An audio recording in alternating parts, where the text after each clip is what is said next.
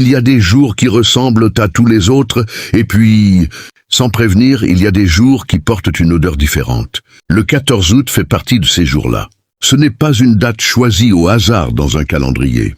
C'est une porte. Et si tu es en train d'écouter ces mots maintenant, à cet instant précis, ce n'est pas un hasard. Quelque chose t'a conduit ici. Peut-être que tu n'as pas dormi cette nuit. Peut-être que tu portes un poids que tu n'arrives plus à nommer. Peut-être que tu as prié, supplié, attendu un signe qui ne venait jamais. Aujourd'hui, ce signe, c'est cette vidéo. Je ne vais pas te faire de longues promesses vides. Je ne vais pas te dire que tout va changer en claquant des doigts. Mais je vais te dire une vérité simple. Une vérité que les anciens sages, aussi bien les prophètes que les philosophes stoïciens, ont portée à travers les siècles. Ton nom compte. Ta vie a un sens. Et ce que tu traverses en ce moment n'est pas une punition. C'est une préparation. Regarde autour de toi, le mois d'août est souvent perçu comme un mois de pause, de vacances, de silence. Mais dans ce silence apparent, il se passe toujours quelque chose d'invisible. Les graines que tu as plantées dans la douleur, dans la patience, dans la solitude, sont en train de germer sous la terre, là où tu ne peux pas encore les voir. Le 14 août n'est pas un jour de récolte immédiate. C'est un jour de confirmation.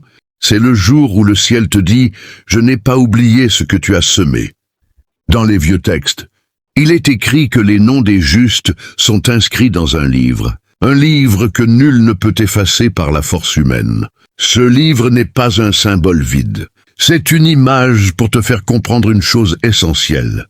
Tu n'es pas anonyme aux yeux de ce qui te dépasse. Même quand les hommes t'oublient, même quand on ne t'appelle plus, même quand tu as l'impression de disparaître dans la foule, il existe une mémoire plus grande que la mémoire humaine. Et cette mémoire te porte. Il y a 2000 ans, un homme du nom d'Épictète, ancien esclave devenu l'un des plus grands maîtres de sagesse de l'Antiquité, enseignait une idée simple mais bouleversante. Il existe des choses qui dépendent de nous, et des choses qui n'en dépendent pas. Nos pensées, nos choix, notre attitude intérieure, cela nous appartient. Le reste, les événements extérieurs, le regard des autres, le moment où les portes s'ouvrent, cela ne nous appartient pas. Cette idée rejoint étrangement la sagesse spirituelle, la plus ancienne. Toi, tu ne peux pas décider du jour exact où ta situation va changer. Tu ne peux pas forcer le ciel à répondre plus vite, mais tu peux décider, ici et maintenant, de garder ton cœur droit, de continuer à espérer sans devenir amer, de rester digne même quand rien ne semble bouger.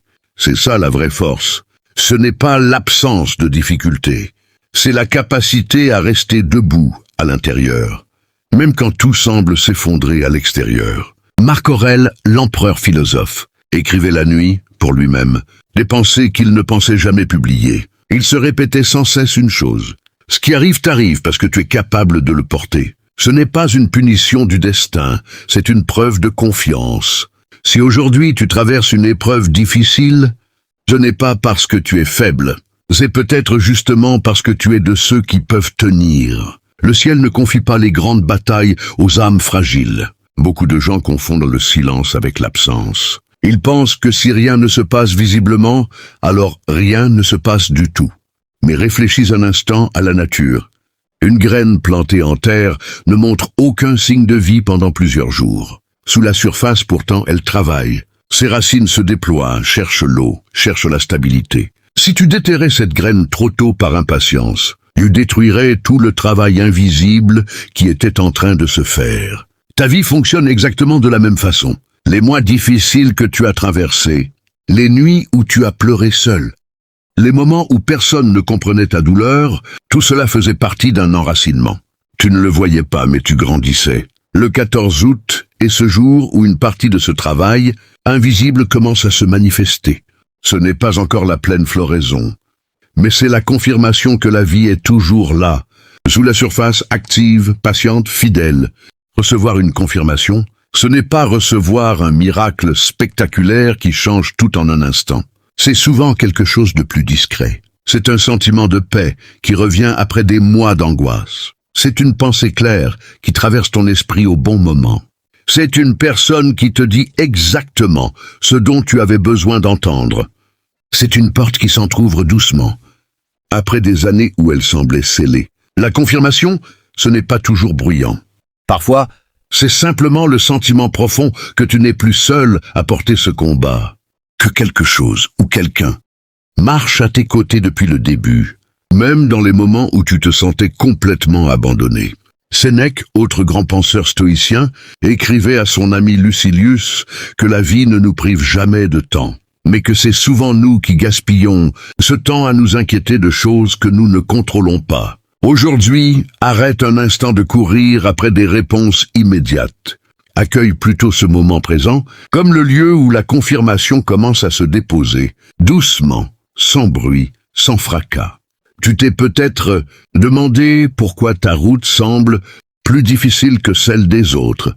Pourquoi certains obtiennent tout facilement, pendant que toi, tu dois te battre pour chaque petite avancée. Cette question a hanté des générations entières, croyants comme philosophes. Les stoïciens répondaient à cela d'une manière particulière. Ce ne sont pas les événements qui déterminent la valeur d'une vie, mais la manière dont on les traverse.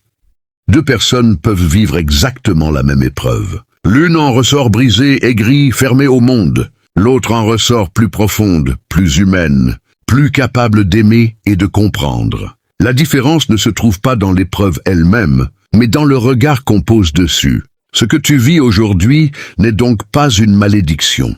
C'est un terrain d'entraînement pour ton âme. Chaque difficulté que tu traverses avec dignité devient une pierre, posée dans les fondations de qui tu es en train de devenir. Le ciel ne demande pas que tu sois parfait. Il demande simplement que tu continues à avancer, un pas après l'autre. Même dans le doute, même dans la fatigue. Dans plusieurs traditions spirituelles anciennes, on parle d'un registre céleste, où sont inscrits les noms de ceux qui n'abandonnent pas. Ce n'est pas une liste réservée à une élite parfaite, sans défaut, sans chute. C'est au contraire une liste de ceux qui, malgré leur chute, se sont relevés. De ceux qui, malgré leurs doutes, ont continué à chercher la lumière. De ceux qui, malgré la fatigue, n'ont jamais complètement éteint la flamme intérieure. Si tu te reconnais dans ces mots, alors comprends bien ceci. Ton nom n'a pas besoin d'être crié sur les toits pour être connu. Il n'a pas besoin d'être célèbre pour compter.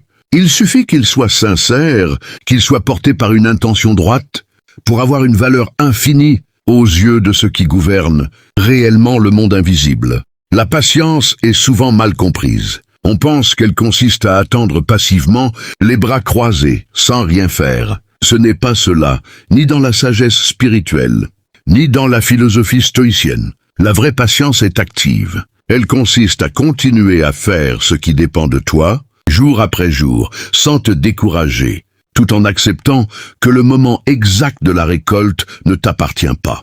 Épictète disait qu'un homme sage cultive son champ avec sérieux, mais qu'il ne s'effondre pas si la pluie tarde à venir, parce qu'il sait que la pluie ne dépend pas de lui. Toi, aujourd'hui, tu es appelé à faire la même chose. Continue à semer de la bonté, même quand personne ne te remercie. Continue à travailler avec intégrité, même quand personne ne le remarque. Continue à prier, à espérer, à croire, même quand le silence semble éternel. Le 14 août n'annule pas ta patience, il la confirme. Il te montre que rien de ce que tu as semé n'a été vain. La patience est souvent mal comprise. On pense qu'elle consiste à attendre passivement, les bras croisés, sans rien faire. Ce n'est pas cela, ni dans la sagesse spirituelle, ni dans la philosophie stoïcienne. La vraie patience est active. Elle consiste à continuer à faire ce qui dépend de toi, jour après jour, sans te décourager, tout en acceptant que le moment exact de la récolte ne t'appartient pas. Épictète disait qu'un homme sage cultive son champ avec sérieux, mais qu'il ne s'effondre pas si la pluie tarde à venir, parce qu'il sait que la pluie ne dépend pas de lui. Toi, aujourd'hui, tu es appelé à faire la même chose. Continue à semer de la bonté, même quand personne ne te remercie. Continue à travailler avec intégrité, même quand personne ne le remarque. Continue à prier, à espérer, à croire, même quand le silence semble éternel. Le 14 août n'annule pas ta patience, il la confirme. Il te montre que rien de ce que tu as semé n'a été vain. Peut-être que tu te dis, en ce moment même, que tu ne mérites pas cette confirmation, que tu as fait trop d'erreurs, que tu t'es trop souvent trompé de chemin, que tu n'es pas digne d'être compté parmi ceux dont le nom est retenu. Cette pensée est humaine, mais elle est fausse. Aucune sagesse ancienne, ni spirituelle ni philosophique, n'a jamais enseigné que la dignité d'une âme dépend de sa perfection. Elle dépend de sa sincérité. Marc Aurèle lui-même, empereur tout-puissant, reconnaissait dans ses écrits intimes ses propres colères, ses propres faiblesses, ses propres découragements. Il ne se prétendait pas parfait. Il cherchait simplement chaque jour à être un peu plus juste que la veille. C'est exactement ce qui t'est demandé aujourd'hui. Pas la perfection, la sincérité, pas l'absence de chute, le courage de te relever.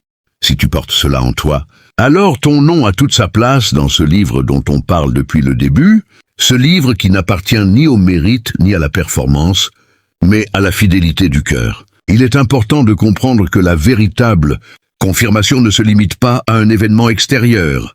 Une bonne nouvelle, un appel téléphonique, une opportunité soudaine. La confirmation la plus profonde est intérieure. C'est le moment où quelque chose en toi cesse de trembler. C'est le moment où la peur qui te paralysait depuis des mois commence à se dissoudre. C'est le moment où tu comprends, au fond de toi, que tu n'as jamais été seul, même quand tout semblait indiquer le contraire. Ce jour peut être celui où tu décides enfin de cesser de te battre contre toi-même, où tu acceptes de déposer ce fardeau que tu portes depuis trop longtemps.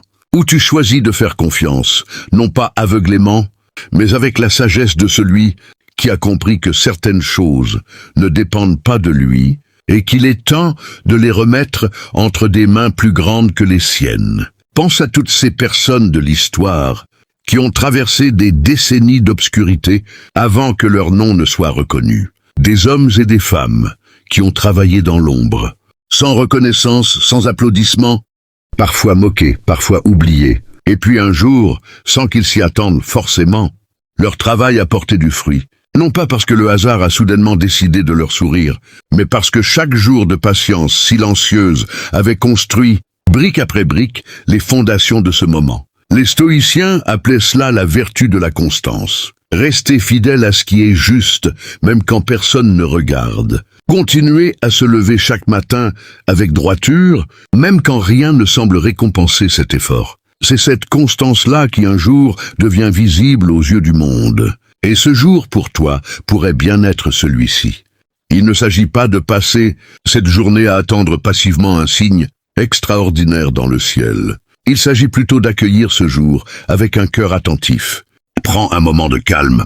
Éloigne-toi un instant du bruit, des écrans, des sollicitations extérieures. Respire profondément.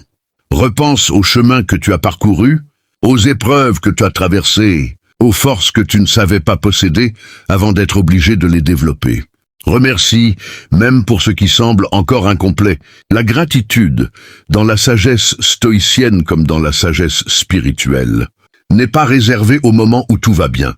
Elle est particulièrement puissante lorsqu'elle est exprimée au cœur même de la difficulté, car elle témoigne d'une confiance qui dépasse les circonstances visibles.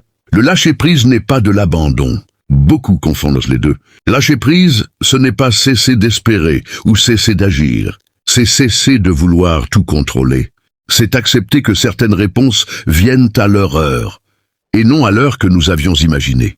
C'est faire ta part avec sérieux et intégrité, puis remettre le reste avec confiance entre des mains plus vastes que les tiennes. Épictète illustrait cela avec l'image d'un archer. L'archer s'entraîne, ajuste son tir, tend son arc avec précision. Tout cela dépend de lui. Mais une fois la flèche lâchée, son parcours dans l'air ne lui appartient plus. Le vent, la distance, les circonstances extérieures prennent le relais. L'archer sage ne s'effondre pas si la flèche dévie légèrement. Il a fait ce qui dépendait de lui avec tout son cœur et il fait confiance pour le reste. Toi aussi, aujourd'hui, tu es cet archer. Tu as tendu ton arc à travers tes efforts, tes prières, ta persévérance. La flèche est en vol. Ce 14 août ne signifie pas nécessairement qu'elle a déjà atteint sa cible visible, mais il signifie que quelque chose, quelque part, est en train de se stabiliser en ta faveur. Beaucoup de personnes vivent aujourd'hui paralysées par la peur du lendemain. Elles n'arrivent plus à profiter du moment présent parce qu'elles sont hantées par ce qui pourrait mal se passer demain. Cette peur, aussi ancienne soit-elle, n'a jamais construit quoi que ce soit de solide. Elle épuise, elle ronge, elle éteint peu à peu la joie de vivre. Marc Aurèle rappelait sans cesse que nous ne vivons jamais que dans l'instant présent. Le passé n'existe plus, sauf dans notre mémoire. Le futur n'existe pas encore, sauf dans notre imagination. La seule réalité tangible, c'est ce moment précis, ici et maintenant. Si tu arrives à ramener ton attention à cet instant, tu découvriras qu'il est souvent plus paisible que ce que ta peur t'avait fait croire. La confirmation dont on parle aujourd'hui commence justement par cette paix retrouvée dans l'instant présent. Non pas une paix naïve qui ignore les difficultés, mais une paix profonde qui sait que, quoi qu'il arrive, tu as en toi les ressources pour continuer à avancer avec dignité. On pourrait penser que la foi spirituelle et la sagesse stoïcienne s'opposent. L'une parle de providence, de destin porté par une intelligence supérieure. L'autre parle de raison, de maîtrise de soi, de discernement entre ce qui dépend de nous et ce qui n'en dépend pas. Mais en réalité, ces deux chemins se rejoignent souvent sur un point essentiel. La paix intérieure ne vient jamais du contrôle total des événements extérieurs. Elle vient de la manière dont on choisit d'habiter sa propre vie, quoi qu'il arrive autour de soi. Que tu places ta confiance dans une puissance céleste, dans la sagesse antique ou dans les deux à la fois, le message reste le même. Tu n'es pas condamné à subir passivement ta vie. Tu peux devenir un participant actif de ta propre transformation, tout en acceptant humblement que certaines choses te dépassent. Commence par observer honnêtement ta vie. Quelles sont les pensées qui reviennent sans cesse et qui te tirent vers le bas? Quelles sont les habitudes qui nourrissent le découragement plutôt que l'espérance? Il ne s'agit pas de tout changer d'un coup, mais de choisir chaque jour une petite action qui va dans le sens de la lumière, plutôt que dans celui de l'obscurité. Parle avec plus de douceur à toi-même. Cesse de te juger aussi durement que tu le fais peut-être depuis des années. Accorde-toi le droit d'avancer lentement, sans pour autant t'arrêter. Chaque petit pas compte, même s'il semble insignifiant sur le moment. Les stoïciens insistèrent beaucoup sur l'importance des petites actions répétées avec constance, plus que sur les grands élans ponctuels qui s'essoufflent rapidement. Prends aussi le temps de pardonner, non pas nécessairement à voix haute, mais dans ton cœur à ceux qui t'ont blessé. Ce pardon ne les excuse pas nécessairement, mais il te libère toi. Le ressentiment est un poids que beaucoup portent sans même s'en rendre compte. Et il empêche souvent la confirmation dont on parle de se déployer pleinement, car un cœur chargé de rancune a plus de mal à accueillir la paix. Regarde en arrière un instant, non pas pour raviver la douleur, mais pour observer avec un œil nouveau tout ce que tu as déjà surmonté. Combien de fois as-tu pensé que tu ne t'en sortirais jamais, et pourtant, te voilà encore debout, encore en train d'avancer. Cela seul est une preuve tangible que quelque chose en toi, ou au-dessus de toi, continue à te porter, même dans les moments où tu te sentais totalement abandonné. Cette capacité à te relever encore et encore n'est pas un hasard. C'est une force qui t'a été donnée, cultivée à travers chaque épreuve traversée. Le 14 août vient te rappeler que cette force n'a pas disparu. Elle est toujours là, prête à te soutenir dans la prochaine étape de ton chemin. Attendre n'a pas besoin d'être synonyme d'angoisse. On peut attendre avec anxiété, en comptant chaque minute, en scrutant chaque signe avec inquiétude. Ou on peut attendre avec confiance, comme on attend le lever du soleil, sachant qu'il viendra, même si la nuit paraît longue. Choisis aujourd'hui cette seconde manière d'attendre. Non pas une attente passive et résignée, mais une attente habitée par la paix, nourrie par l'action juste que tu poses chaque jour, et soutenue par la conviction profonde que ton nom n'a pas été oublié. Je ne sais pas exactement ce que tu traverses en ce moment. Je ne connais ni ton histoire, ni tes blessures, ni les nuits que tu as passées à te demander si un jour, enfin, quelque chose allait changer. Mais je sais une chose, si tu as tenu jusqu'ici, si tu es encore debout aujourd'hui, alors tu portes en toi une force que beaucoup n'ont même pas eu à développer. Cette force n'est pas venue de nulle part. Elle a été forgée dans le silence, dans la patience, dans les larmes que personne n'a vues. Le 14 août ne te promet pas une vie sans obstacle à partir de maintenant. Mais il te rappelle que tu n'as jamais marché seul, que ton nom compte, et que la confirmation que tu attends n'est peut-être pas si loin que tu le crois. Continue à faire ce qui dépend de toi, avec droiture et constance. Continue à espérer sans t'épuiser. et laisse le reste suivre son propre chemin à son propre rythme. Prends soin de toi. Respire profondément et rappelle-toi, chaque fois que le doute reviendra frapper à ta porte, que quelque chose de plus grand que ta peur veille déjà sur la suite de ton histoire.